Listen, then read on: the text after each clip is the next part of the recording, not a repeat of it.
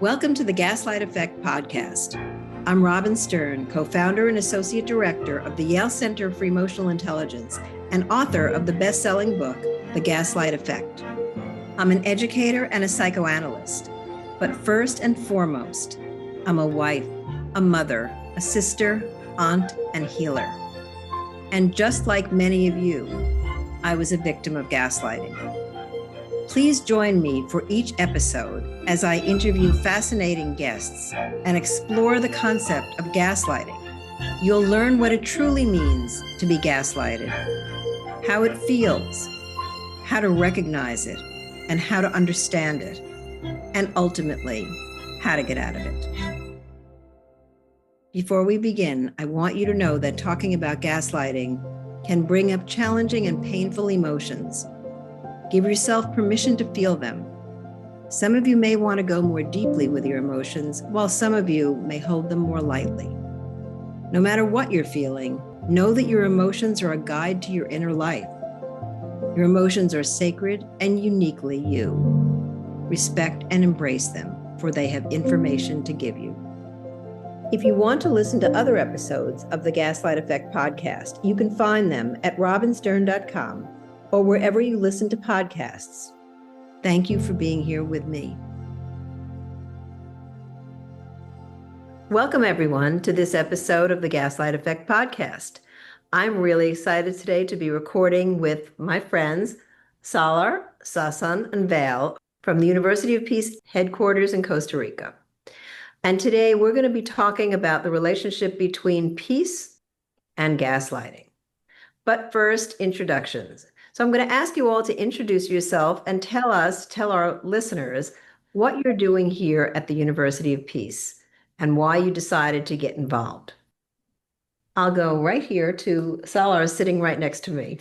I'm Salar. I'm Sasan's brother, and I'm here to teach a module on positive psychology and how that relates to peace building. And now to our two leaders of Young Leaders for Peace at the University of Peace, Sasan and Vail.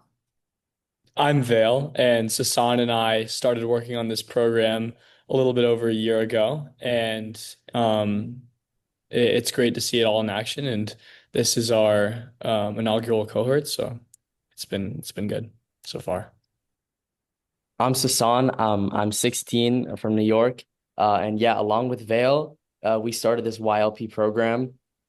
Just to give a little bit more insight for those of you who aren't familiar with it, it is a 2-week summer program here in Costa Rica at the University for Peace. And we're teaching the fundamentals and basics of the different types of peace to other high schoolers, our peers. That's a great short description. Appreciate it. So what was it that led you, and this is for you and Vail for you as well, what led you to want to start a program like this? What about your own relationship to peace or to your aspiration for the world, your interest in making peace led you to do this? I can start again on this one.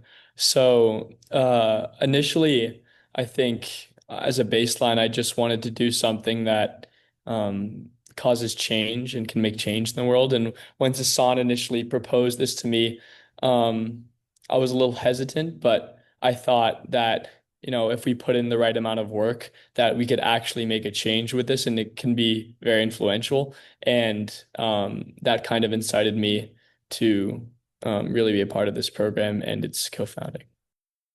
So for me, I think there's so many ways to answer this, but what I'll say is for peace in relationships is very important to me. I've seen so many arguments between my friends or other peers or family members that kind of drove me to think what's the best way to mediate those difficult conversations, but then also to create longer lasting peace and better all these relationships around me. And when I got into doing some research, I realized there's so many different ways to define peace. There's so many different kinds of peace.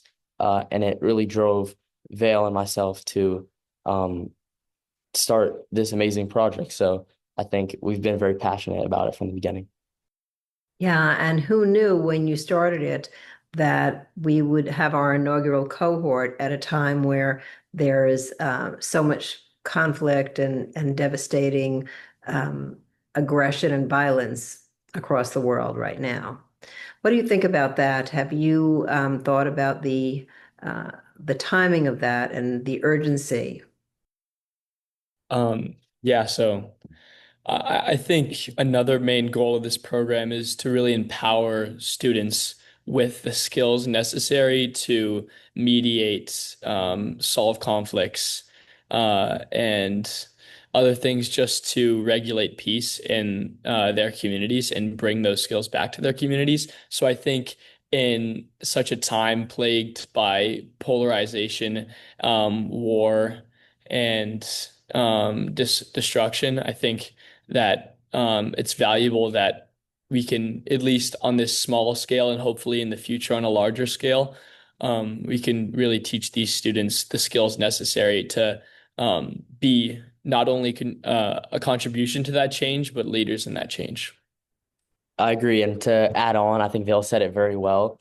Providing the skills to our peers to be able to not only have these conversations, but to think about these conflicts in our world on a deeper level, like what caused them and how we can, like what we can do in our communities to help inspire that change to bring better solutions to them. Yeah, thank you. And Salar, I'll ask you now to join, say a little bit about what attracted you to teach, which is what you're doing here this summer, positive psychology, and why in this program, aside from the fact that your brother is involved as well, which is kind of a bonus, I would say, but I know you would do it anyway. Right. So I started my involvement with positive psychology last year. I took a course in my school, and then this year I had helped redesign the curriculum, kind of revamp the course, make it more interactive for the students.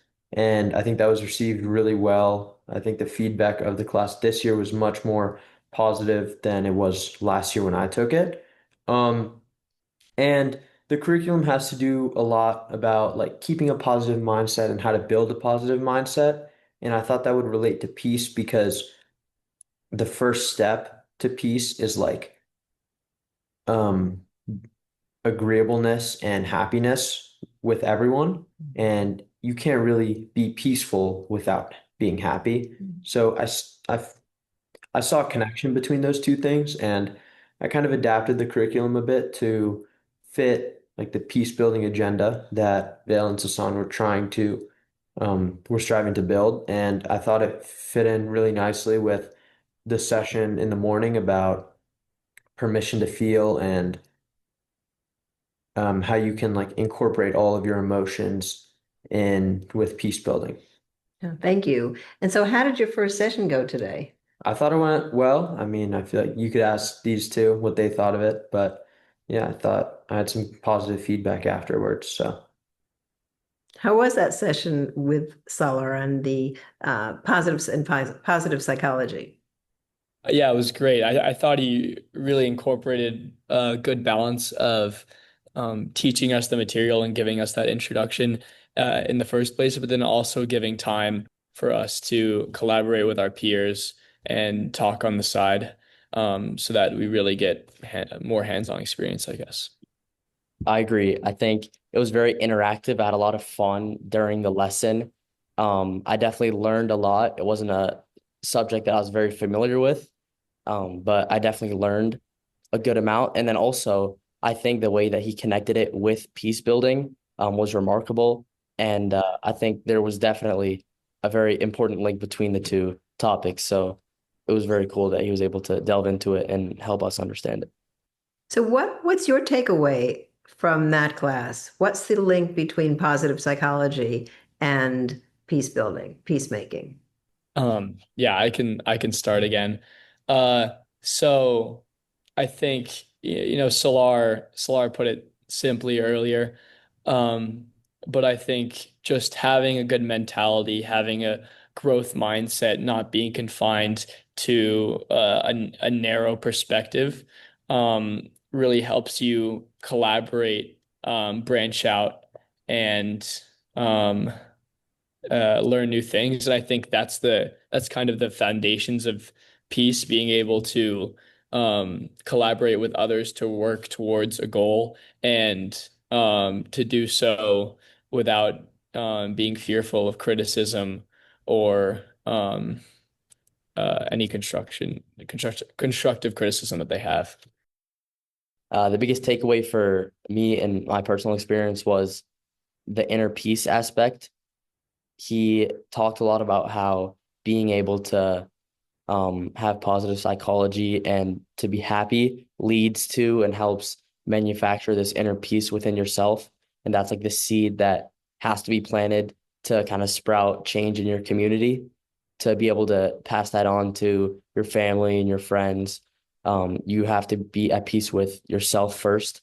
So I think being able to be happy and have strategies to make yourself a more joyful person will definitely contribute to your inner peace, which can help others around you. That sounds right to me, and very important. Um, so before we get to gaslighting, which we will, because it's kind of the opposite of being happy and be, being happy and keeping people safe, what are some of those activities that help you build a sense of inner peace and happiness? Did you do any activities today in class? Yeah, I can start. I think we didn't do any activities that would make us happy, but I think I gave them a few examples of activities that could help build a positive mindset, like acts of gratitude, kind deeds, community service. All those things foster a positive and happy mindset, and those are like the tools that they could use to get started. And like cultivating their own positive mindset. So we didn't do any of that in class, but I think I gave them a good foundation if they wanted to explore deeper, just to build their own, like their personal positive mindsets. Would you agree? Yeah, I would definitely agree. He gave just an outline of um, uh, possible ways that we could seek happiness. And then I also think that another interesting thing that he included was false notions of how people seek out happiness. Like a common one was, he had this comparison between someone that would win the lottery and someone that had just had a serious injury, I think it was. And it just demonstrated that people, like when you actually, because a lot of the times people want money. That's um, that's sometimes what people put as the pipeline to happiness. But Salar explained to us that even these lottery winners don't actually aren't actually that much happier after they win the lottery than they were before. I think the biggest takeaway for me, and something that I will definitely start trying to do, I think I've already started subconsciously, in like the months before the lesson, was trying to put my phone away more, because I think for myself, and Vail and Salar would most likely agree, and a lot of our peers too, that's a big struggle, is trying to manage our phone usage and technology usage, because it's very tempting to just pick up your phone and waste your time because you want to procrastinate, or you just don't want to do the task that's at hand. Um, but at the same time, it doesn't help, and there's strategies to avoid it. So I think I'm going to start using these strategies more to try and limit my screen time, and hopefully I can help some of my friends who I know have the same problem as I do. So that's interesting, because I know that in your group, young leaders for peace, there is a rule, no phone rule for some period of time. Am I right about that? There is. Yeah. And so how did you decide about that? And it's fascinating that people agreed. Yeah, so I can start off. This was a little experimental. I think we got the idea initially from another program that Sasan and I did last year, but we got some from people that I asked. I got some mixed feelings about if they would actually like a no phone policy. But our initial idea when making the policy was that, and what it helped us with on our prior program was that it helped us focus more on fostering connections and kind of removed that distraction and pushed us to seek out making those connections rather than being absorbed in the outside world or social media. Yeah, that's very true about the connections in the room versus the connections on the phone. Go ahead. Go ahead, Sasan. To add on, Vail and I didn't have to put this no phone policy in. It was very much out of our own choice, in that we really enjoyed that week without our phones at the previous program that we attended. I think, as Vail said, it definitely helped build more connection between the members of the group. But then also, I think personally, and Vail would most likely agree, it's almost a freeing experience not having your phone, just being able to connect with the environment and the people and just what's surrounding you. I think I definitely feel a deeper sense of connection to UPEACE, to Costa Rica, and to my group members because of this no phone policy already. And it's only been a day. So I think we made the right choice, and I'm enjoying it already. I think the success of the phone policy was evident in the survey that I gave you guys today, where it was a list of 20 things that they had to check off that if they had done in the past few days. An example would be like had a meaningful conversation, done a good deed. And they had all scored relatively high, 15, 16, 17. And afterwards, I was hearing them say like, oh, but if I had my phone, it would be 9, 10. I think they all acknowledge that not having their phone made them um, like prone to connection, like Sasan was saying, especially a lot of these group members who hadn't met each other before this. I think the phone policy was very successful because it's definitely fostering a sense of community. And I could see it in the classroom, even though I wasn't a part of the program. Interesting. Yeah, I would imagine. I would imagine that there's no distraction.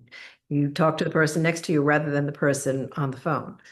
I like that. I think that it's wonderful for your group, except for the How We Feel app, which I hope that everyone will download when they do get their phones back so they can check them with their feelings. But I'd like to shift us now to talking about something that perhaps is a process that people go through, taking away any sense of peace, and that is gaslighting. As you all know, I'm an expert in gaslighting, meaning that I've studied it for many years and I saw it in my practice for 3 decades, a long time to be practicing and listening to people talk about how their own accommodating their reality allowed them, eroded their sense of self and eroded any good feeling they had about being able to speak up and offer their opinion and make decisions for themselves. And so, for people who are listening, of course, gaslighting is the process that somebody goes through from the gaslightee perspective of giving over their reality to a more powerful person repeated over time. So gaslighting itself, the person who's the gaslighter or engaging in gaslighting behavior is seeking to sow seeds of doubt in the person who is their target. And if you're seeking to undermine somebody's reality, it's certainly not any kind of peaceful process. In fact, it's a kind of bullying that is an aggressive attempt, sometimes not even conscious, but unconscious and yet deliberate at the same time, to seize power in the moment, to destabilize the person you're working with. And so gaslighting, as you know, from knowing me, Sasan and Salar, and actually you've done quite a bit of work on gaslighting with me over the last couple of years. And Val, perhaps you're new to it. Have you heard about gaslighting? Yeah, of course. I've done a little research myself, and have looked on your page and read a couple articles about it. But I'm still relatively new compared to Salar, who I know has done almost 2 years of work on it. So I'd love to toss around the question of what does gaslighting do to the process of peace? I think, as I mentioned earlier, inner peace is the first thing that you need to achieve to be able to foster peace in your community.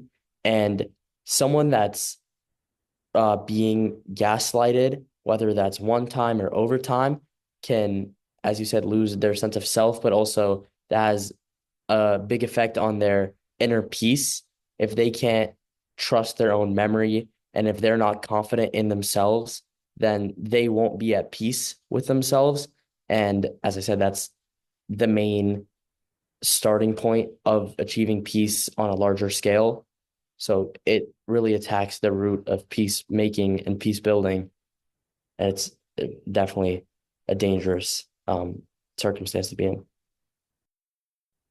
Yeah, to add on to that, I think peace begins, as I said earlier, with how people collaborate and work together. And I think when there is an environment that, prompts fear and manipulation and erodes trust between everyone, when there's one person, the gaslighter, um, basically making another person the gaslightee, question their own reality and lose their sense of self, as Sasan said, it really makes it hard to make progress in any direction, and kind of fosters an environment of chaos, which I think is completely adjacent to moving towards peace.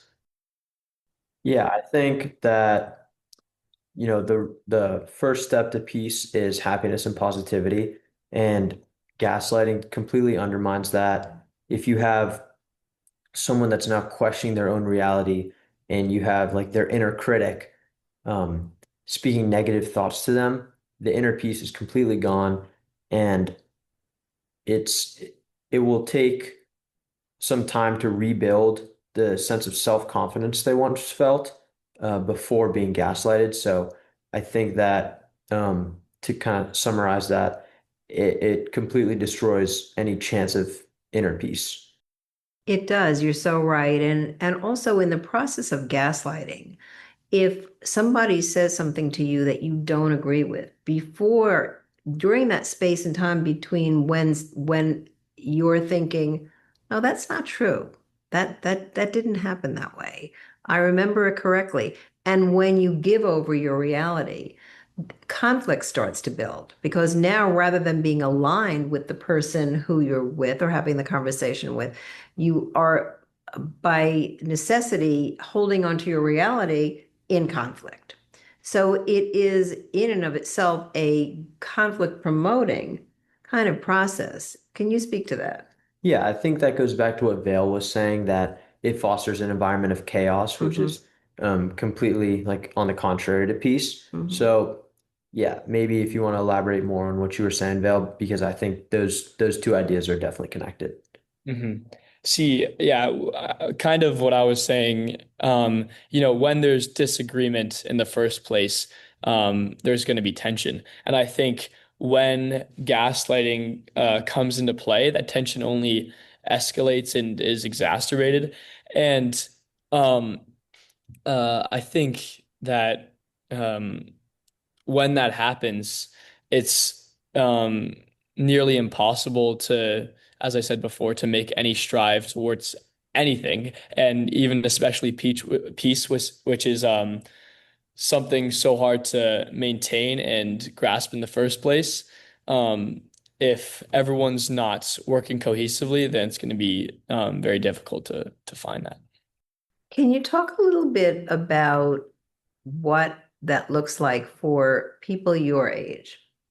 Teenagers, young adults coming up, really starting to grapple with the world, um, the larger world around, and yet being in your own world in high school. Can you give some examples of how gaslighting can undermine harmony and gaslighting can create conflict between people? Yeah, I think like we as a generation are very focused on like our self-image and how other people perceive us. And when you have someone that's um, perhaps gaslighting you or someone you know, that's going to, like I was saying earlier, kind of destroy their inner peace and make them more prone to like thinking that people are judging them or thinking that other people are talking negatively about them. And it would make them worry a lot what other people are thinking Hmm. just because of one action that one person did that destroyed their inner peace. It's interesting. Yeah, I can add on to that. So I think what Salar was saying ties deeply into um, aspects of peer pressure and how, like, for example, one person says, um, you know, you should come to this party later, and the other guy says, no, I have a test tomorrow. I can't do that. And he says, no, you're gonna miss out. No, all these people are gonna think you're like a loser, or or you won't have any friends because of this, or something like that. And I think, whether that person, buys in or chooses to not give into that peer pressure. um, I think that even if on the outside this person seems like they're having fun, there's always going to be that tension between, especially that person and that friend, upon later reflection, if that person is thinking about it in the future. But also, just in general, like that relationship will never be the same if um, uh, that aspect of peer pressure and gaslighting exists, I think. How come? Well, I at least um how I think about it is that uh you want to align yourself and be friends with people that have your best interest in mind. And I think that you might not realize it in the moment, but as I was saying, upon further reflection in the future, or just when you're thinking back on it, you're going to be like, oh, this guy, he wanted me to basically fail this test. He wanted me to go out with all these guys when I had a test in the morning. Um, like, this guy doesn't really care how I do in school. So what does that mean for our relationship? What does that mean for how I think about this guy? That's a really important point. You next, Sasan, but I want to just stop and let's take a look at that together. And what I liked about what you said was that later when you reflect on it, right, means that you're no longer in direct influence of the person who's trying to undermine you, and you've taken some space, even if it's just that you had to go home at the end of the day, or you had another class, and so you're out of earshot of that person. And it turns out that one of the ways to begin to stop a gaslighting relationship or to interfere with it is, in fact, to take some space. Whether you just go grab a cup of coffee, or maybe you don't drink coffee, but you grab some water, or you reflect later on, wait a minute, that didn't feel so good, or wait a minute, what's up with that? So I really like that you brought up the difference between being in it in the moment and reflecting later. Sasan? I think to add on about relationships with other peers, obviously as teens, our brains aren't fully developed, and a lot of people don't have the skills to pick up on this gaslighting in the moment.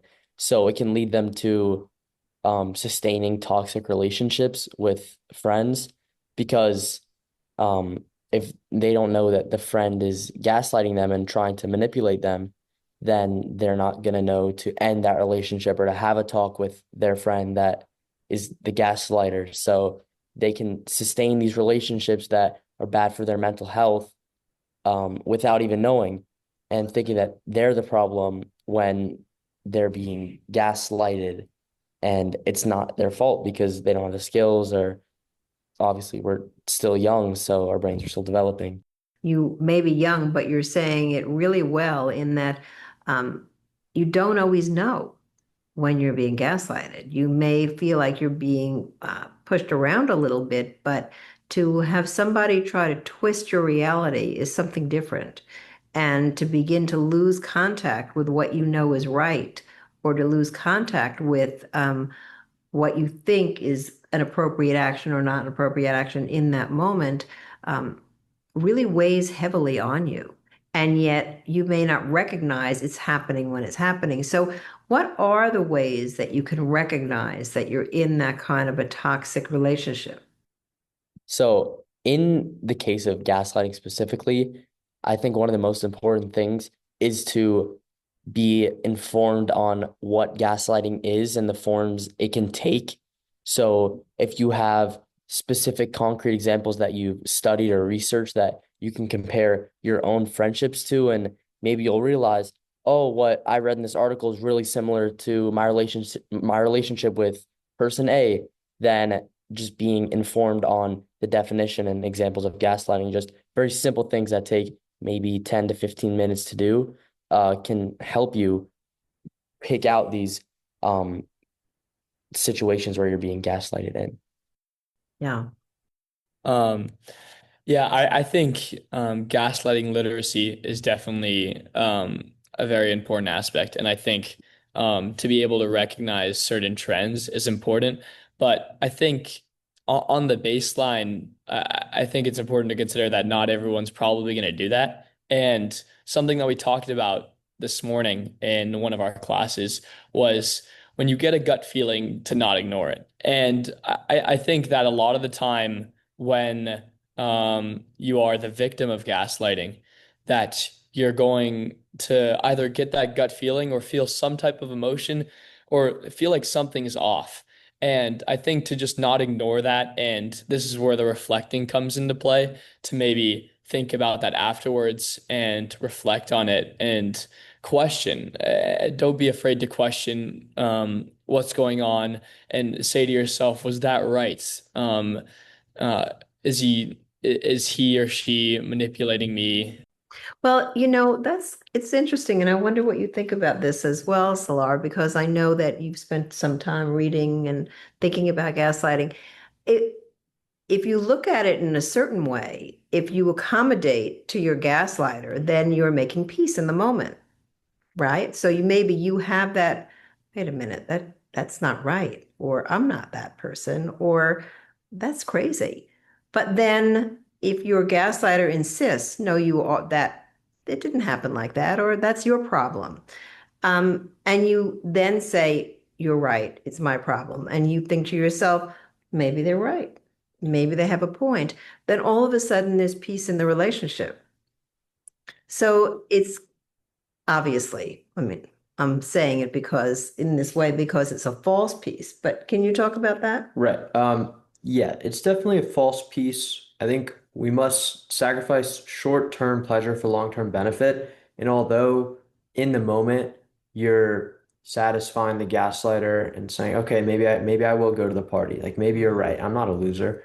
But like Vail was saying, in the long term, that person does not have your best interest in mind. And what you've done is you've given them you've given them a foot and they're going to try to take a mile. So Mhm. they know that if they can do that to you, they're going to continue doing it. And like he was saying, like it's not in your best interest to have someone around you that doesn't care for your interest. So I think by cutting it off like at the root, at first time it happens, even though it'll cause chaos in the relationship, it's better than creating short-term peace like in the relationship in exchange for a long term of continual gaslighting. Well said. Yeah. Sasan? Also, it's kind of going back to Vail's point, where uh, you can see it like in other relationships as well. Being an upstander is definitely an important way to combat gaslighting. Maybe if it's not in your own relationships, but in relationships of your peers that you can clearly see gaslighting taking place. And I think as Vail said, gaslighting literacy is very important. Being informed about the like the telltale signs of gaslighting is it's like a crucial thing to know, especially at our age, because it's such a common thing to happen and it goes unnoticed a lot of the time because a lot of our peers just don't know how to pick up on the signs of gaslighting. So if you're someone that does know and has done the research, then you have to be an upstander to make sure that your friends or just your peers aren't in these toxic relationships, or they aren't being gaslighted, or they aren't a gaslighter themselves. Yeah, just to briefly add on to that, I think when you're someone on the outside or the victim themselves, when you like watch that gaslighting happen and you don't act, you're giving the gaslighter power. And I think when you do act, you strip that power away and you kind of you could say reinforce the victim in a sense. I'll give an example. Say I'm with another friend. Back to that party example. Another friend. I'm with friend A. Friend B comes up to me. He's like, "Let's go to the party. Come on, don't be." As I said before, don't be a loser. Come to the party, etc. But then friend A says, I say first, no, I have to study. And then friend B persists. But then friend A says, no, we're studying for this test. Actually, dude, we have to study. We have to do well on this test tomorrow. Then that kind of reinforces me in the scenario, and kind of usually the gaslighter then backs off. Because he sees he doesn't have the same kind of power Yes. when you have an ally. So, what does social media have to do with all of this? Does it make gaslighting worse? Is it an opportunity to interfere with gaslighting? And how does all that make for either a more peaceful environment online or a less peaceful? You and I wrote an article about influencers gaslighting on social media. And the main point of that was just that many influencers use their platform as a way to gaslight their audience into buying something that they're promoting to earn some commission. So I think if used like correctly, obviously morally incorrect, but in the way that the gaslighter wants to, social media can be very effective in convincing an audience to do something or to buy something just because one person that people follow is telling them to do it. So I think social media definitely is and like gaslighting in social media is definitely prevalent. Thank you for that. Yes, it was a good article, wasn't it? Yeah. I think it can also have positive effects too, being able to be an advocate to um, help what's the word, educate others about the effects of gaslighting, how to spot it and what to do about it.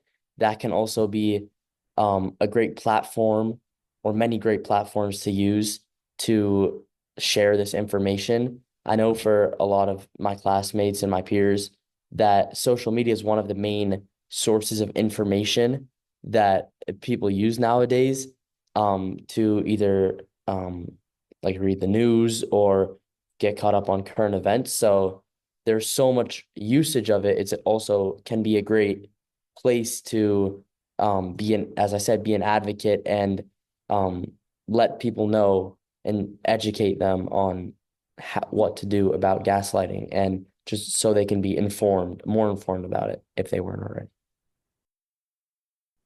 What are some of the cultural influences of gaslighting?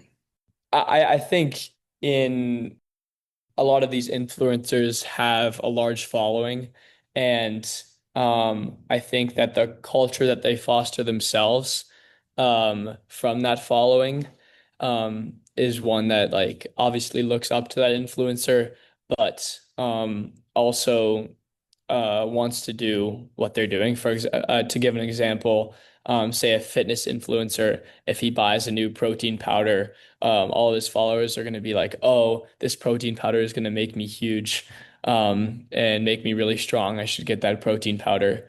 Um, but a lot of the time, that's a brand deal.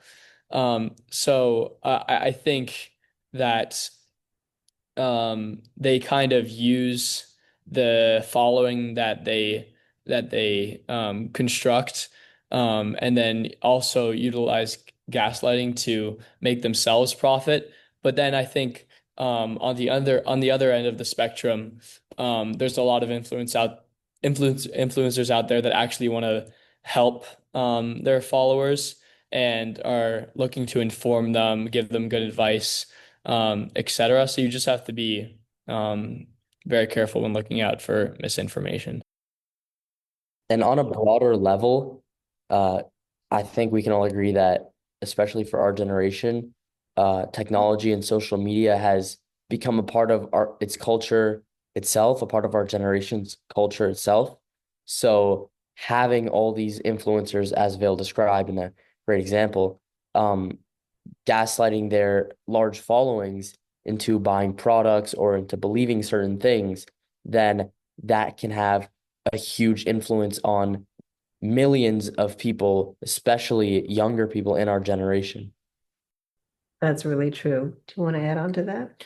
I mean, I think these two said it perfectly. I like the examples that they gave, to kind of like put it into people's minds, like what is actually going on here. And yeah, just tying back to like influencers and social media, if used like correctly, the way they want it to be used, it can be a very effective tool for gaslighting. But like Sasan said, on the other hand, there is people that do care about their following, and it's important to denote like an influencer as, maybe a positive influence versus a negative influence who's just looking to make some money and will say whatever someone endorses them to say.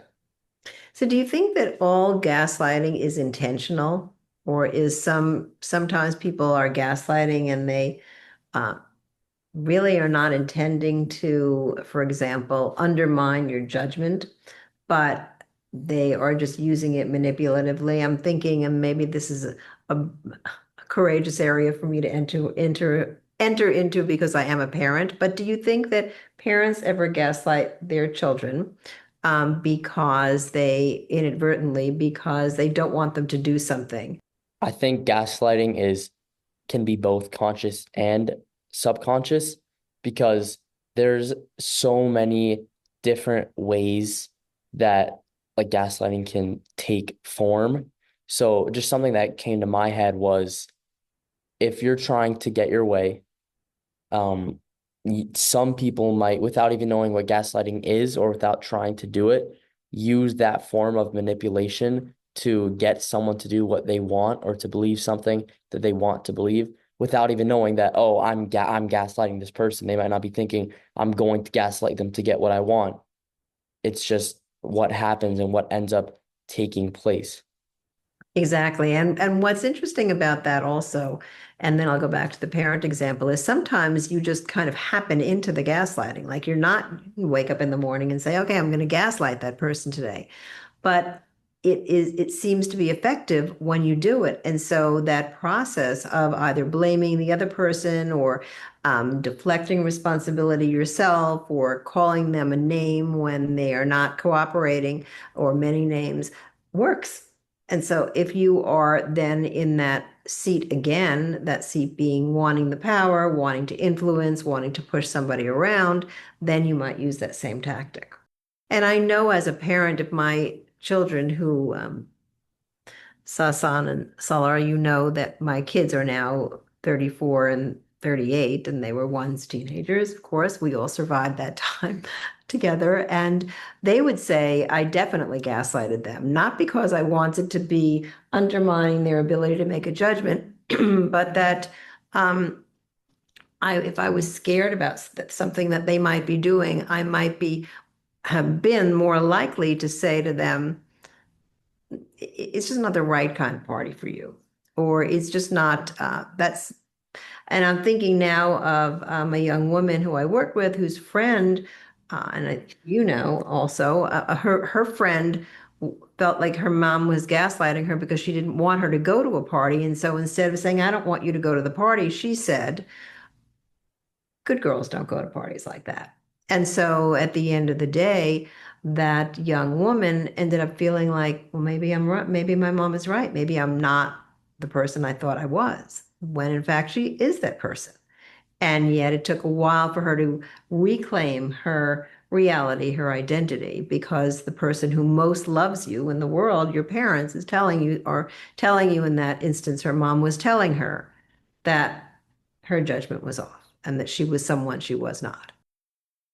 Yeah, I think especially for like younger kids, it's much easier for parents to just get away with it because a 5-year-old is not going to question like what their parents are saying. You Mm, know, if they're saying, "Oh, we can get ice cream like tomorrow," and then the kid says, "You said we could get ice cream tomorrow," then the parent can just deny that. And right. I never said the that. kid, yeah, right. And a 5-year-old, although they might be passionate, they're not going to have any negotiating power with the parent. Mm-hmm. I think as the kid gets older, into the late teenage years, it's more like if they see or if they hear something happening, like their parents saying that, they'd call them out. Like if my mom said I could do something and then the next day said, "Oh, I never said that," I would definitely call her out now. But maybe when I was 6 years old, like what was I gonna do? Mm-hmm. Yeah.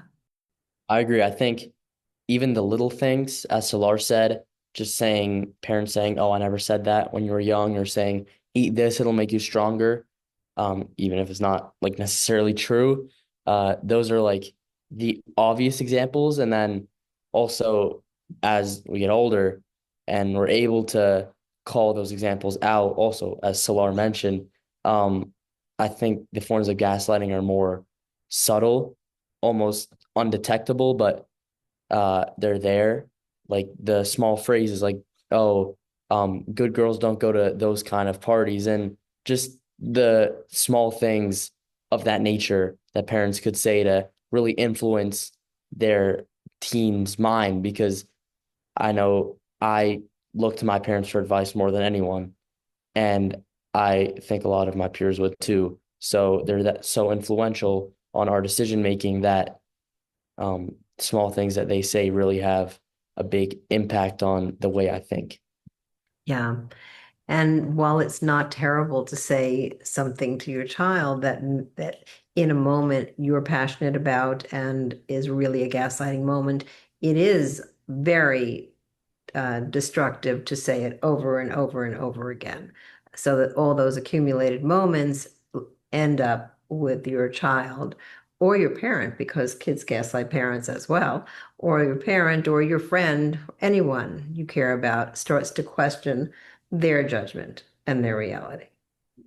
Yeah, I think when looking at the parent-child relationship, there's definitely a range as to what is at least what I would think as an acceptable form of gaslighting, from to something that could be really destructive.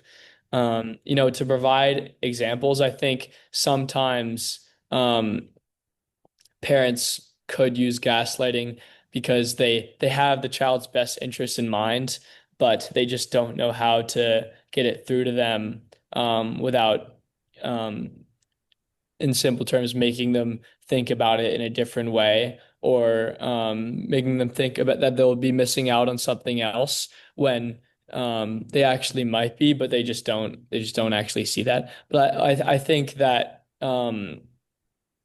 just blatantly uh, lying over and over and distorting the child's reality, saying, "Oh, I did not promise this. I didn't say I was going to do that." Especially as they get older and the gravity behind such decisions increases, I think that could really be destructive. And especially when it's accompanied, as sadly it is, with comments like, "What's wrong with you? I never said that. What are you, losing your mind? You're crazy." Right. As opposed to, and maybe this is something that needs to be added to the definition of gaslighting, when it is in those cases that you were just talking about, and I played back to you, um, meant to control and to hurt, as opposed to meant to keep you safe. When you say your parents have, I certainly always have my kids' best interests at heart. And yet, if they were listening to this podcast, which they will at some point, they would say, "Mom, you did gaslight us sometimes." But it was never in with the intention of undermining their ability to think through a problem. It was in that situation because perhaps I thought that saying something like, it's not a good show, or people say it's not a good show, it was more effective than something else, more direct, like, no, you're just not going. Um, and and I hope that one of the things that we all can take away from this, and people listening can take away, is that it really can be, even if inadvertent, a destructive process of of leading people to second guess their reality or their knowledge, especially when coming from somebody who they deeply respect, whether that's a parent or someone else in their life. And that being direct with somebody may not be met with the most positive response, but it's cleaner and clearer, and it doesn't leave the other person second guessing themselves. So just in the last few minutes, because we're almost done, what are some things that you'd like to leave listeners with about gaslighting and back to peacemaking? One of the most important things, especially if there's any teens listening or even a little bit older or younger, that being informed on what gaslighting is, how it takes place, and what you can do about it, even if it's a quick Google search, maybe a few searches, can really help not only yourself, but those around you combat like the effects of gaslighting and limit it to the best of their abilities and just create a better environment and better community in general. Thank you, Sasan. Yeah, and just to add on to that, to finish off, just to full circle to back to what I began with, I think peace begins with having a circle who you trust and who you are happy that you associate yourself with, and then letting that expand to building a happy and healthy community. So I think if you feel that gut feeling, or if you're feeling emotions, don't ignore them and look back and reflect later. And even if that's not enough, I think don't be afraid to reach out um, to people, your parents, to people even that you don't know, that might have more knowledge than you on the topic. And as Hassan said, do as much research as you can so that you're able to recognize it as soon as you can and not let loose ends infiltrate that circle. Thank you. I think the key to being secure and like happy in your own life is to turn inwards and build a positive and happy mindset for yourself. And I think with a strong foundation and a little bit of research, like they were saying about gaslighting, knowing how to identify it, what it is, and how to root it out of your life. Um, I think those two things would definitely go a long way. Knowing that you're secure as a person and who you are, and knowing that like what an infiltration could look like a gaslighting infiltration, like someone who doesn't have your best interests at mind would look like. I think that would go a long way in keeping that positive mindset that you worked so hard to cultivate. Yes. So it's just really a pleasure to hear all of you talk about peace and gaslighting, and just how to stop and how to notice and how to stop gaslighting, and how to get in touch with yourself so that you're not vulnerable in the same way, and how to be an upstander when you see other people gaslighting. Just your thoughtful responses and your wisdom is really appreciated. And so I thank you very much for spending your time talking about gaslighting, and I'm sure our listeners are walking away with a lot of meaningful tips. Thank you so much for having Yeah, us. thank you so much for having us. Bye from Costa Rica. Thanks for joining me for today's episode. I hope you found it helpful and meaningful. If you want to listen to other episodes of the Gaslight Effect Podcast, you can find them at robinstern.com or wherever you listen to podcasts. And please leave a rating and a review. I also invite you to follow me on Facebook, LinkedIn, Instagram, and Twitter. This podcast is produced by Mel Yellen, Mike Lenz, and me. All of my work is supported by Susan Pettit, Marcus Estevez, and Imaginarium. Also by Sally McCartan and Jackie Daniels. I'm so grateful to have many people supporting me, and especially grateful for all of you, my listeners.